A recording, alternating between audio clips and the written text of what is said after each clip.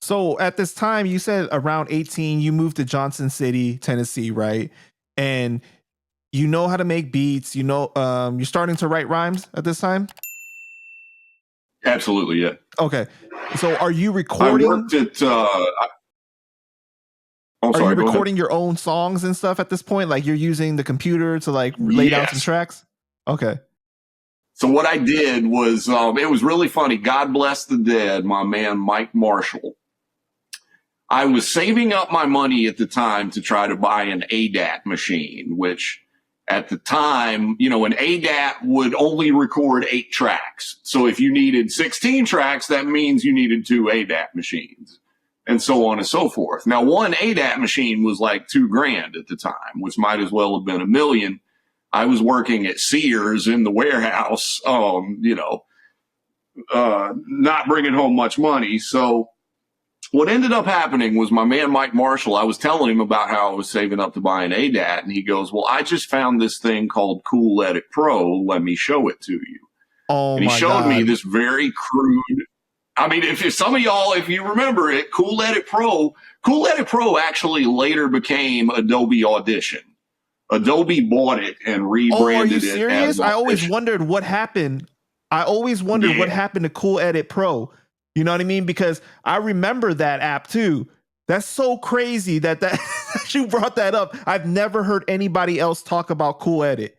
Right? Like I remember oh my God, man, that's crazy. Wow. It was very primitive. It didn't have any MIDI. There was no setting the beats per minute. Like it was just a recording program. So I would have to make my beat and then just record it manually into the computer. But anyway, Mike Marshall saved me a lot of time and headache because 2-3 years later, the ADAT was obsolete by that point and everybody was on computers. So what happened was he shows me Cool Edit Pro and he's like, yo, if you can get a computer, I'll hook you up with this. So I went back on Monday to my job at Sears and I stole a computer, a compact Presario with a Pentium 3 processor. I lifted that thing right into my Jeep when I was making a garbage run. And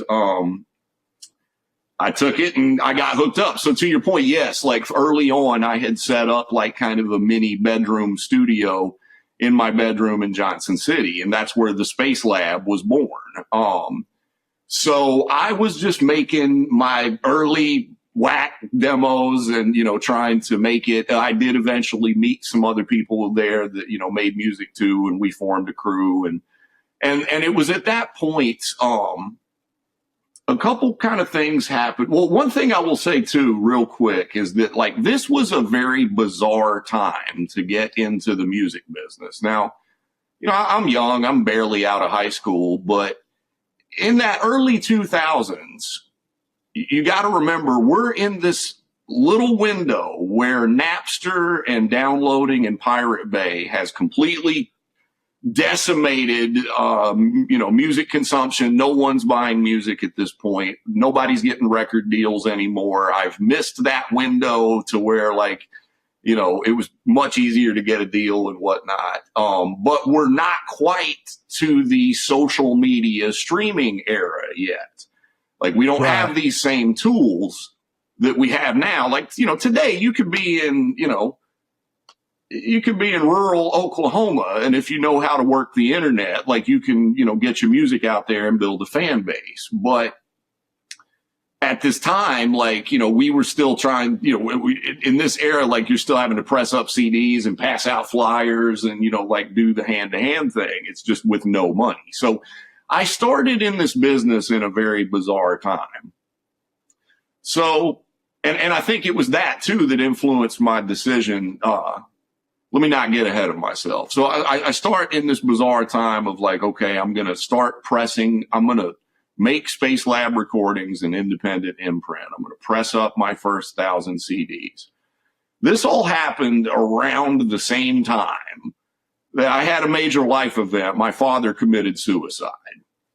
And at that time, my world was kind of spun in a lot of ways, and I really hated working at Sears, and I felt stuck, and I just, I wanted to do something drastic. So I quit my job at Sears and took the money that I got and from my little severance or whatnot. And I pressed up my first house. Wait. I thought you were told that the job was like ending or something like that. Oh, no. That comes later in New York. Oh, okay. Gotcha. Okay. That comes later when I get to New York.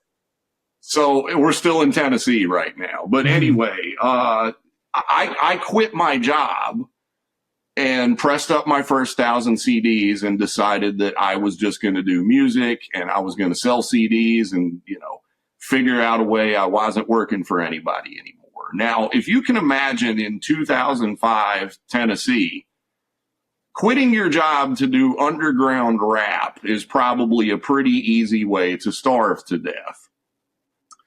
It did not go well. Like, we were doing shows and we were, doing everything you could possibly do on a local level, but it just, it was very limited in what I was able to do with it. So I spent maybe about 1.5 years doing that.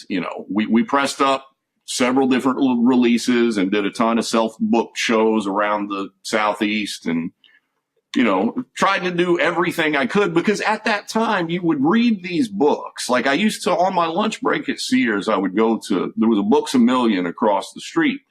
And I would go across the street on my lunch break and I would read all the books that they had about the music business. And I would read Wendy Day's column.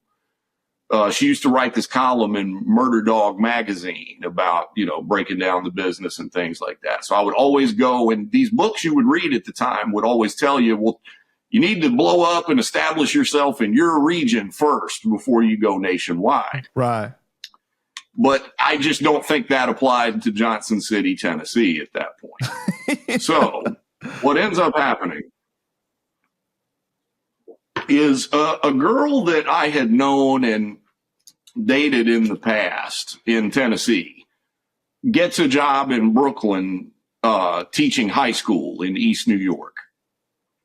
And so she lives in Brooklyn now. And so I start doing the thing because I'm realizing that, like, trying to pursue hip hop in East Tennessee in a pre-social media world is not working. And I'm the type of person that, like, Jake, before we go into that though, right? Before we go into that, at that time, sure, you're uploading music to like MySpace and everything, because you know how they used to have like the artist profiles and everything where you could play your songs on there? Yeah. So I had built a .com in 2003. There was spacelabrecordings.com was around in 2003. It was a primitive, like, website compared to what can be done today. But I was working that pretty early. MySpace came around right around the time I left Tennessee and moved to New York. So I didn't quite get to utilize that until I was already a New Yorker. But yeah, like, I was uploading to, there used to be a thing called the Internet Underground Music Archive that was like an early community. There was SoundClick. There was, I was uploading in whatever early, mp3.com, stuff like that. I tried to adopt the internet from the very get-go. But it was down there, it was just a lot of hand-to-hand thing, like going to clubs, passing out flyers, passing out CDs, going to, different cities and trying to pull up to the radio station and talk to the program director, finding out where all the Sunday night unsigned radio shows were. And, I wasted a lot of time mailing press kits that never got opened and, things like that. But yeah, that's what we were basically doing with whatever limited resources. But I could just kind of realize it was not going to be fruitful at that point. And so, this chick ends up getting a job teaching high school in Brooklyn. And so now I have a place to stay if I want to come to New York. And I'd made a couple trips to New York prior to that. Just me and my friends, made trips up to see what it was. And so I start making trips frequently, like once, I didn't have a job. So, once every month or so, I would make a trip to New York. I would go to Fat Beats. I would go to New Eurekan Poetry Cafe to rap at whatever, that open mic or whatever open mic I could find, and just try to do the unsigned rapper thing. Now, eventually, I completely and totally run out of money in Tennessee, and I've just got to make a drastic change. And so I decided I was going to make a run for it, because at this point, again, we're still not quite at the dawn of social media. That's taking off and booming right as I get to New York. So I just I'm the type of person that I benefit from being thrown into the deep end of the pool and like having to swim so I don't drown. And with about $75 to my name in 2006, I moved to New York. So my friend let me stay on her couch for a few months until it took me about a month or so to find a job in an apartment. And then, I locked into, and this is where I guess the present second part of my story begins. Gotcha. Okay.